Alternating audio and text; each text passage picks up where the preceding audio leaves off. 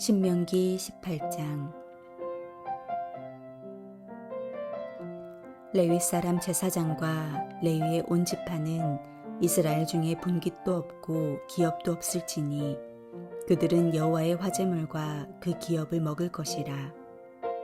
그들이 그들의 형제 중에서 기업을 가지지 않을 것은 여호와께서 그들의 기업이 되심이니 그들에게 말씀하심 같으니라. 제사장이 백성에게서 받을 몫은 이러하니 곧 드리는 제물에 소나 양이나 그 앞다리와 두 볼과 위라 이것을 제사장에게 줄 것이요 또 내가 처음 거둔 곡식과 포도주와 기름과 내가 처음 깎은 양털을 내가 그에게 줄 것이니 이는 내 하나님 여호와께서 내 모든 지파 중에서 그를 택하여 내시고 그와 그의 자손에게 항상 여호와의 이름으로 서서 섬기게 하셨음이니라. 이스라엘 온 땅 어떤 성읍에든지 거주하는 레위인이 간절한 소원이 있어 그가 사는 곳을 떠날지라도 여호와께서 택하신 곳에 이르면 여호와 앞에 선 그의 모든 형제 레위인과 같이 그의 하나님 여호와의 이름으로 섬길 수 있나니 그 사람의 몫은 그들과 같을 것이요 그가 조상의 것을 판 것은 별도의 소유이니라. 내 하나님 여호와께서 내게 주시는 땅에 들어가거든 너는 그 민족들의 가증한 행위를 본받지 말 것이니 그의 아들이나 딸을 불 가운데로 지나게 하는 자나 점쟁이나 기륭을 말하는 자나 유수라는 자나 무당이나 진언자나 신접자나 박수나 좋은 자를 너희 가운데에 용납하지 말라. 이런 일을 행하는 모든 자를 여호와께서 가증히 여기시나니 이런 가증한 일로 말미암아 내 하나님 여호와께서 그들을 내 앞에서 쫓아내시느니라. 너는 내 하나님 여호와 앞에서 완전하라. 내가 쫓아낼 이 민족들은 기륭을 말하는 자나 점쟁이의 말을 듣거니와 내게는 내 하나님 여호와께서 이런 일을 용납하지 아니하시느니라. 내 하나님 여호와께서 너희 가운데 내 형제 중에서 너를 위하여 나와 같은 선지자 하나를 일으키시리니 너희는 그의 말을 들을지니라. 이것이 곧 내가 총회의 날에 호렙산에서 내 하나님 여호와께 구한 것이라. 곧 내가 말하기를 내가 다시는 내 하나님 여호와의 음성을 듣지 않게 하시고 다시는 이 큰 불을 보지 않게 하소서. 두렵건대 내가 죽을까 하나이다 하매 여호와께서 내게 이르시되 그들의 말이 옳도다. 내가 그들의 형제 중에서 너와 같은 선지자 하나를 그들을 위하여 일으키고 내 말을 그 입에 두리니 내가 그에게 명령하는 것을 그가 무리에게 다 말하리라. 누구든지 내 이름으로 전하는 내 말을 듣지 아니하는 자는 내게 벌을 받을 것이요 만일 어떤 선지자가 내가 전하라고 명령하지 아니한 말을 제 마음대로 내 이름으로 전하든지 다른 신들의 이름으로 말하면 그 선지자는 죽임을 당하리라 하셨느니라. 내가 마음속으로 이르기를 그 말이 여호와께서 이르신 말씀인지 우리가 어떻게 알리요 하리라. 만일 선지자가 있어 여호와의 이름으로 말한 일에 증언도 없고 성취함도 없으면 이는 여호와께서 말씀하신 것이 아니요 그 선지자가 제 마음대로 한 말이니 너는 그를 두려워하지 말지니라.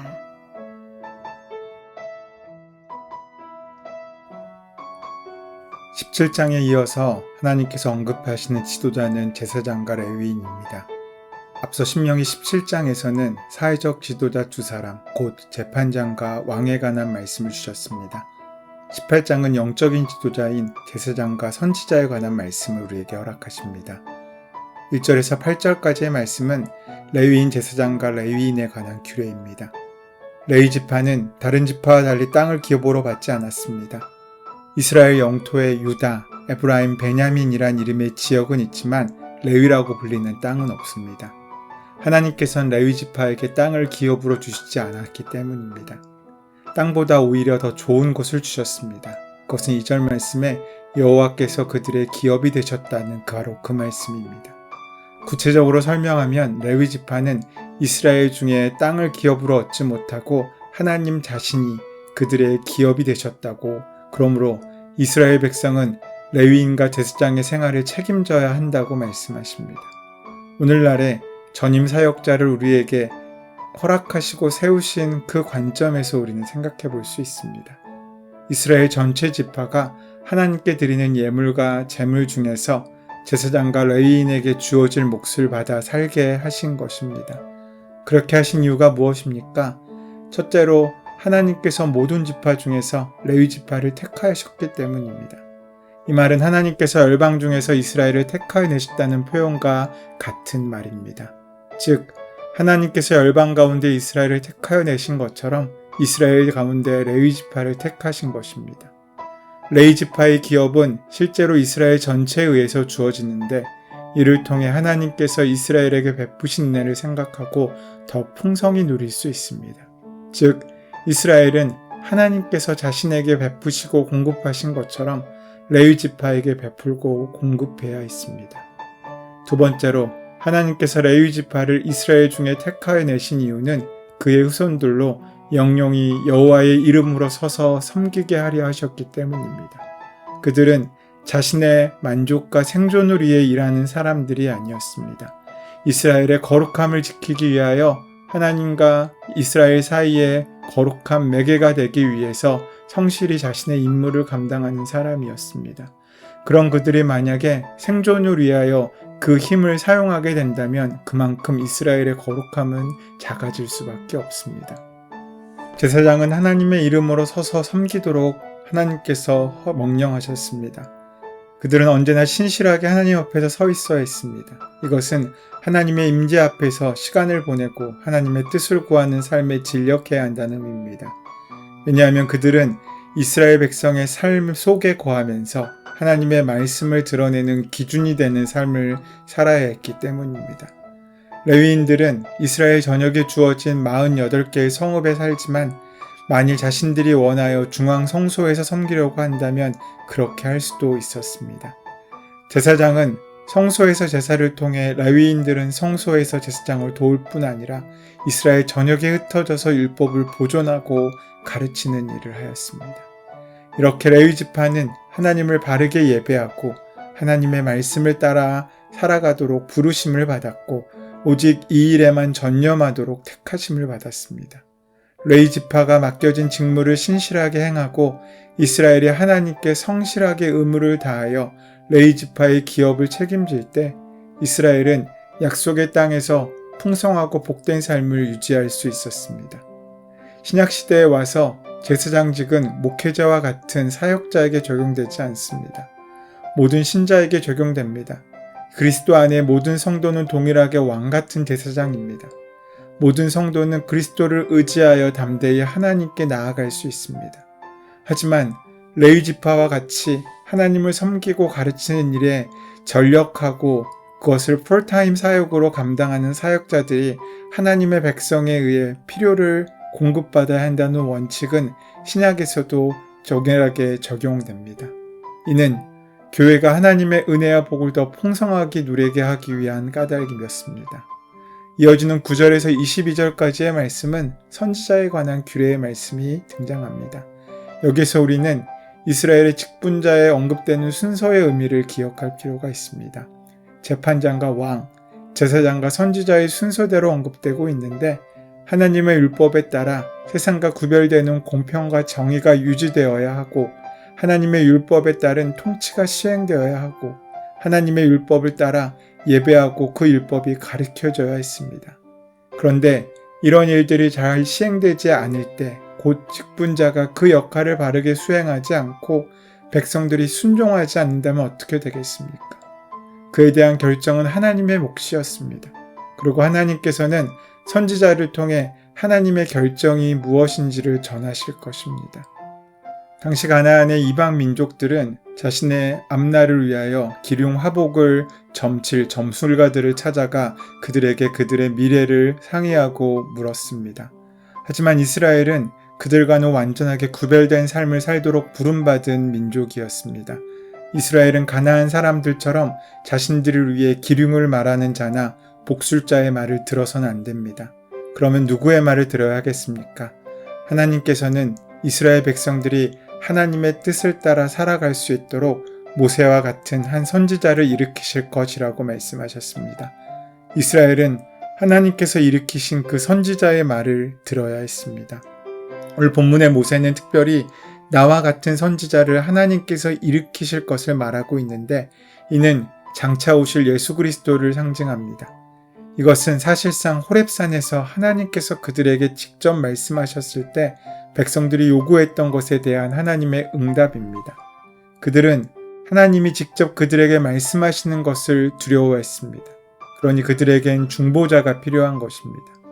선지자는 하나님의 말씀을 대언하는 자들입니다.